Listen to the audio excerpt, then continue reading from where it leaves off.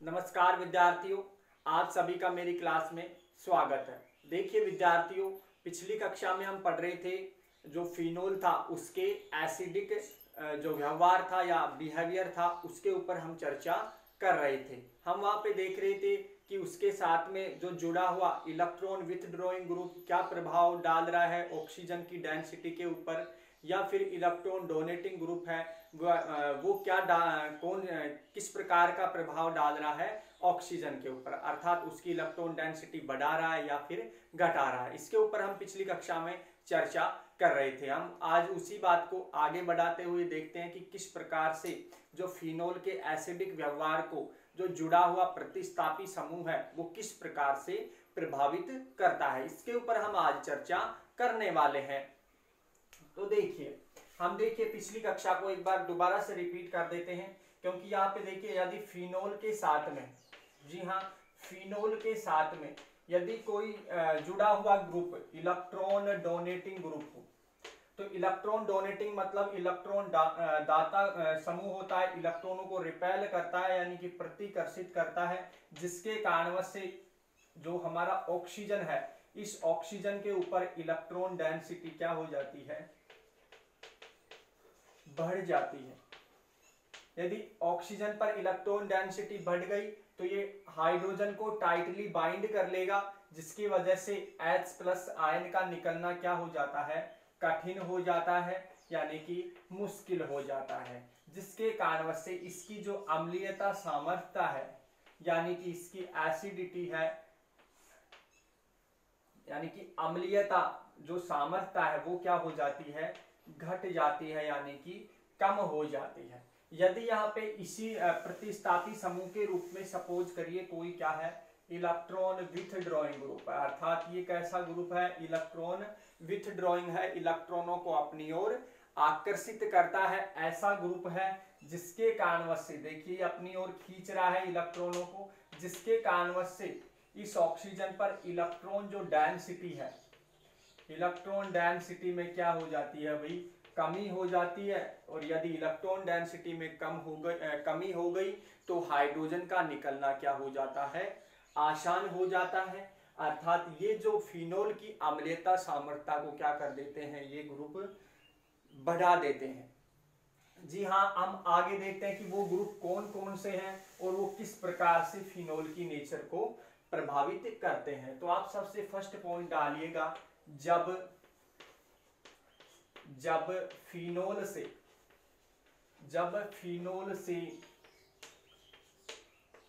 +I प्रभाव समूह, यानी कि ऐसा समूह जो इंडक्टिव इफेक्ट में भी +I प्रभाव प्रदर्शित करे,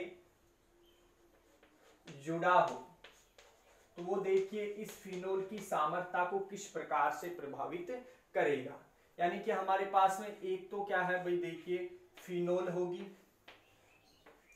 ये फिनोल हो गया, एंड एक दूसरी फिनोल होगी जिससे कौन सा समूह जुड़ा हुआ होगा, -I प्रभाव वाला, नहीं सॉरी +I प्रभाव वाला समूह जुड़ा हुआ होगा। तो देखिए +I प्रभाव वाले समूह कैसे होते हैं, एक प्रकार से इलेक्ट्रॉन क्या होते हैं भाई, रिपेल स्पीशीज होती हैं, अर्थात इलेक्ट्रॉन प्रतिकर्षित समूह होते हैं। जो इलेक्ट्रॉन रिपेल समूह होते हैं, यानी कि हमें ऐसा ग्रुप जोड़ना है जो क्या करे भाई, इलेक्ट्रॉनों को रिपेल करे, अर्थात +I प्रभाव वाला होगा। तो हमें पता है कि +I प्रभाव वाला समूह है जो इलेक्ट्रॉनों को दूसरी तरफ की ओर धकेलता है, अर्थात यहाँ पे इलेक्ट्रॉनों को क्या करता है भी, रिपेल करता है, यानी कि जिसके कारण से क्या होगा भी, इस ऑक्सीजन पर क्या होगा भी, ऑक्सीजन के ऊपर क्या होगा, इलेक्ट्रॉन जो डेंसिटी है, इलेक्ट्रॉन डेंसिटी क्या हो जाएगी भाई, इंक्रीज हो जाएगी। और दूसरी बात H+ का निकलना क्या हो जाएगा, कठिन हो जाएगा। H+ का जो निकलना है वो क्या हो जाता है, यहाँ पे कठिन हो जाता है, और जिनका H+ आसानी से नहीं निकाल पाते हैं उनकी एसिडिक स्ट्रेंथ उतनी ही क्या हो जाती है, कम हो जाती है। तो यहाँ पे देखिए, यहाँ पे सपोज करिए +I इफेक्ट वाला समूह जुड़ा हुआ है, तो ऐसे समूह तो क्या करेंगे, इस फिनोल की अम्लीयता को क्या कर देंगे भाई, कम कर देंगे, क्योंकि ये इलेक्ट्रॉन प्रतिकर्षित ग्रुप है। तो एक एग्जांपल के रूप में यदि मैं किसी प्लस आई प्रभाव वाले समूह के रूप में यहाँ पे देखिए CH3 को जोड़ता हूँ, तो ये एक प्रकार से प्लस आई प्रभाव वाला समूह है। ये कौन सा इफेक्ट दर्शाएगा, रिपेल करेगा इलेक्ट्रॉनों को, जिसके कारण ऑक्सीजन पर इलेक्ट्रॉन डेंसिटी बढ़ेगी और H+ का निकलना मुश्किल हो जाएगा, कठिन हो जाएगी, जिससे इसकी अम्लीयता क्या हो जाएगी, यानी कि अम्लीय सामर्थ्यता क्या हो जाएगी, कम हो जाएगी। जबकि इस वाले के ऊपर यदि मैं बात करूं तो इस पर ऐसा कोई प्रभाव समूह जुड़ा हुआ नहीं है, तो इसकी तुलना में यानी कि ऑर्थो पोजीशन पर यहाँ पे मैथिल समूह जुड़ा हुआ है, तो इसकी तुलना में इसकी अम्लीयता क्या होगी भाई, ज्यादा होगी। इसको आप उतार लीजिएगा इस प्रकार से। आगे चलते हैं।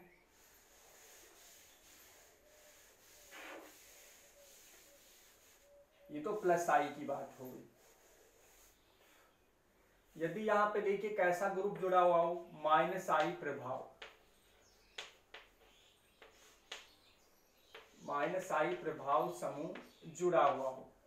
तो ये माइनस आई मतलब इलेक्ट्रॉन एक प्रकार से कैसा ग्रुप है, इलेक्ट्रॉन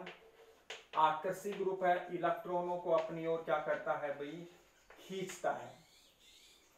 तो यहाँ पे देखिए कंपेयर से समझते हैं, ये कोई हमारे पास में क्या है, फिनोल है, तो यदि इसके साथ में कोई कैसा ग्रुप जुड़ा हुआ हो, माइनस आई प्रभाव वाला ग्रुप जुड़ा हुआ हो, तो इलेक्ट्रॉनों को क्या करेगा, ये माइनस वाला अपनी ओर क्या करेगा भाई, आकर्षित करेगा, इलेक्ट्रॉनों को अपनी ओर अट्रैक्ट करेगा, जिससे क्या होगा भाई, यहाँ पे ऑक्सीजन पे देखना है हमें, तो ऑक्सीजन के ऊपर इलेक्ट्रॉन जो डेंसिटी है या इलेक्ट्रॉनिक घनत्व है वो क्या हो जाता है भाई, कम हो जाता है। तो इतनी टाइटली बाइंड हाइड्रोजन को ये ऑक्सीजन नहीं कर पाता है, जिसके कारणवश से क्या होगा भाई, इसकी अम्लीयता सामर्थ्यता में कमी आ जाएगी, क्यों नहीं सॉरी क्या हो जाएगी, अम्लीय सामर्थ्यता बढ़ जाएगी, क्योंकि H+ का निकलना क्या हो जाता है, यहाँ पे आसान हो जाता है। तो ये माइनस आई प्रभाव वाला समूह था। इसको और भी एग्जांपल के माध्यम से यदि हम समझते हैं तो देखिए, ये हमारे पास में फिनोल है, इसके साथ में देखिए एक माइनस आई प्रभाव वाला यानी कि Cl जुड़ा हुआ है। अब देखिए मोस्टली रूप से यहाँ पे जो Cl है ये प्लस एमबी प्रभाव प्रदर्शित करता है। क्यों प्रदर्शित करता है, क्योंकि यदि मैं बात करूं तो देखिए एक प्रकार से यहाँ पे देखिए लोन पेयर है, और लोन पेयर है फिर सिंगल बॉन्ड है, यानी कॉन्जुगेटेड स्टेट यहाँ पे आसानी से बन पा रही है, जिसके कारणवश से यहाँ पे रेजोनेंस में पार्टिसिपेट लोन पेयर कर सकता है। लेकिन यहाँ पे देखिए हैलोजेंस के अंतर्गत यदि मैं बात करूं तो इनका जो माइनस आई प्रभाव है वो प्लस आई प्रभाव की तुलना में मोर इफेक्टिव होता है। तो यहाँ पे मैं लिख सकता हूं कि माइनस आई प्रभाव is greater than plus M, क्योंकि ये दोनों जो हैलोजन से दोनों प्रभाव प्रदर्शित कर सकता है।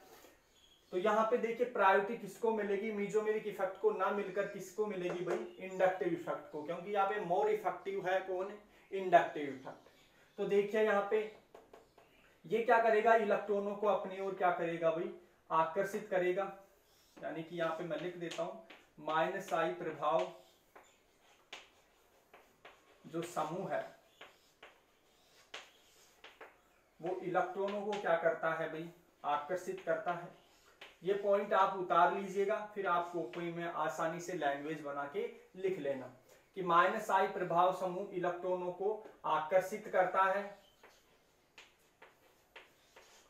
दूसरी बात, जिसके कारणवश से इसका रिजल्ट क्या निकलेगा इस बात का कि ऑक्सीजन पर क्या हो जाएगा भाई, इलेक्ट्रॉन डेंसिटी में क्या आ जाएगी, इलेक्ट्रॉन डेंसिटी में क्या आ जाएगी भाई, कमी आ जाएगी, जिससे H+ आसानी से निकल पाएगा। अर्थात यहाँ पे अपन ये भी पॉइंट बन जाता है कि H+ का निकलना क्या हो जाएगा, आसान हो जाएगा, जिससे यदि H+ का निकलना आसान हो जाता है तो भाई क्या होगा, फोर्थ बात कि इसकी अम्लीयता सामर्थ्य है जो, या एसिडिक स्ट्रेंथ है या अम्लीय सामर्थ्य है, वो क्या हो जाएगा भाई, बढ़ जाएगा, क्योंकि डायरेक्ट प्रोपोर्शनल रिलेशन होता है एसिडिक स्ट्रेंथ का डायरेक्ट प्रोपोर्शनल यानी कि H+ दान करने की प्रवृत्ति के। तो अपन यदि इन दोनों की बात करें तो मोर एसिडिक कौन हो जाएगा यहाँ पे, जो ऑर्थो पोजीशन पे जुड़ा हुआ क्लोरीन वाला फिनोल यहाँ पे क्या हो जाएगा, मोर एसिडिक। तो ये हमने देखा कि -I प्रभाव वाला क्या किस प्रकार से इसके एसिडिक बिहेवियर को प्रभावित करता है। आगे चलिए, इसको उतारने के बाद में यदि हमारे पास में फिनोल है और फिनोल से जुड़ा हुआ जो समूह है, सपोज करिए वो +M प्रभाव वाला है, यहां पे मैं लिख देता हूं +M प्रभाव समूह जुड़ा। तो देखिए यदि यहां पे देखिए यदि फिनोल है और इसके साथ में हमने दूसरा एग्जांपल लिया है, ऐसी फिनोल है जिसके साथ में देखिए कौन सा ग्रुप जुड़ा हुआ है, +M। तो +M मतलब इलेक्ट्रॉनों को एक प्रकार से ये क्या है भाई, रिपेल ग्रुप है, दूसरी तरफ धकेलता है, यानी कि इलेक्ट्रॉनों को रिपेल करेगा, जिसकी वजह से ऑक्सीजन पर इलेक्ट्रॉन डेंसिटी बढ़ जाएगी। यदि इलेक्ट्रॉन डेंसिटी ऑक्सीजन पर बढ़ जाती है तो मोस्टली रूप से H+ का निकलना क्या हो जाता है, मुश्किल हो जाता है, और यदि H+ का निकलना मुश्किल हो गया तो उसकी अम्लीय सामर्थ्यता क्या हो जाएगी, कम हो जाएगी। तो देखिए कौन सा ग्रुप है, एक एग्जांपल से समझते हैं।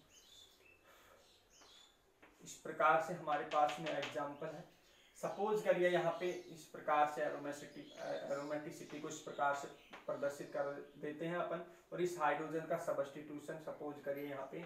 NH2 समूह के द्वारा कर देते हैं, जिसपे नाइट्रोजन के ऊपर क्या है, एक लोन पेयर है। तो यहाँ पे भी देखिए ये ऑक्सीजन हो गया, इस प्रकार से यहाँ पे लोन पेयर। तो यहाँ पे आप देख पा रहे हो ये कौन सा प्रभाव समूह प्रदर्शित करता है, +M प्रदर्शित करता है। मोस्टली रूप से -I भी प्रदर्शित करता है, लेकिन यहाँ पे देखिए कॉन्जुगेटेड स्टेट की यदि मैं बात करूं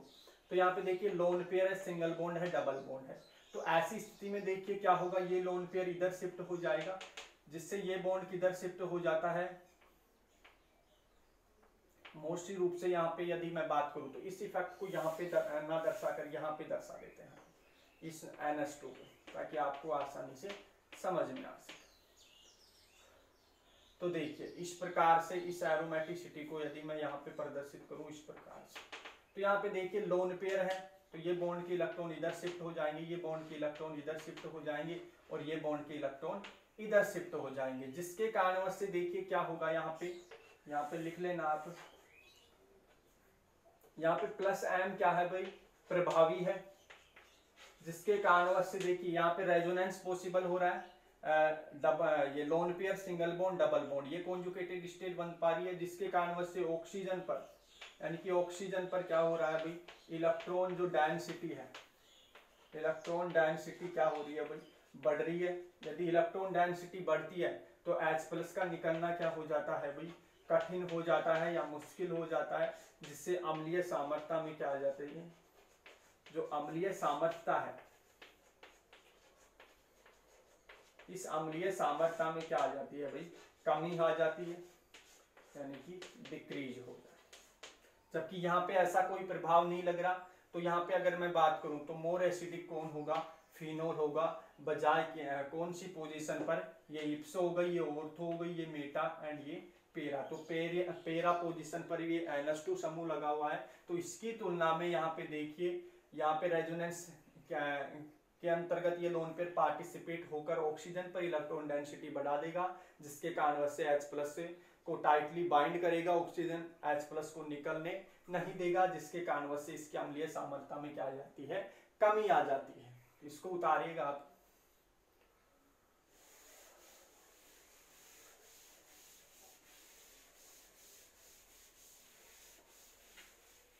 हम एक ऐसा प्रभाव समूह देखेंगे, देखिए जहां पे कौन सा प्रभाव आएगा, अब -M। तो यहाँ पे देखिए कंपेयर करते हैं, ये फिनोल हो गया एंड ये कौन सा हो गया, यहाँ पे ऐसी पोजीशन है जिसके साथ में कौन सा है, अब -I मतलब आकर्षित ग्रुप होगा, आकर्षित समूह होगा। तो देखिए यहाँ पे, तो ये देखिए यहाँ पे यदि एग्जाम्पल की बात करूं तो इस प्रकार से नाइट्रो समूह की यदि मैं बात करूं तो यहाँ पे देखिए किस प्रकार से है हमारा कॉन्जुगेशन, तो यहाँ पे ये देखिए -n प्रभाव समूह प्रदर्शित करता है, इलेक्ट्रॉनों को अपनी ओर खींचता है, जिसके कारण से ये लोन पेयर इधर पार्टिसिपेट हो जाएगा, ये बॉन्ड के इलेक्ट्रॉन इधर शिफ्ट हो जाएंगे, ये बॉन्ड के इलेक्ट्रॉन इधर शिफ्ट हो जाएंगे, ये बॉन्ड के इलेक्ट्रॉन इधर शिफ्ट हो जाएंगे। तो यानी कि इलेक्ट्रॉनों को अपनी ओर खींच रहा है, जिससे क्या होगा अभी इस ऑक्सीजन पर क्या होगा, इलेक्ट्रॉन जो डेंसिटी है, इलेक्ट्रॉन डेंसिटी में क्या आ जाएगी भाई, कमी आ जाएगी। यदि इलेक्ट्रॉन डेंसिटी में कमी आ गई तो H+ का निकलना क्या हो जाएगा, आसान हो जाएगा। और यदि आसान हो जाता है तो अपन कह सकते हैं कि जो इजीली H+ दान करने की प्रवृत्ति होती है उनकी अम्लीय सामर्थ्यता उतनी ही क्या होती है, ज्यादा होती है। तो अपन इन दोनों के कंपेयर में क्या बता सकते हैं कि इस जो पैरा पोजीशन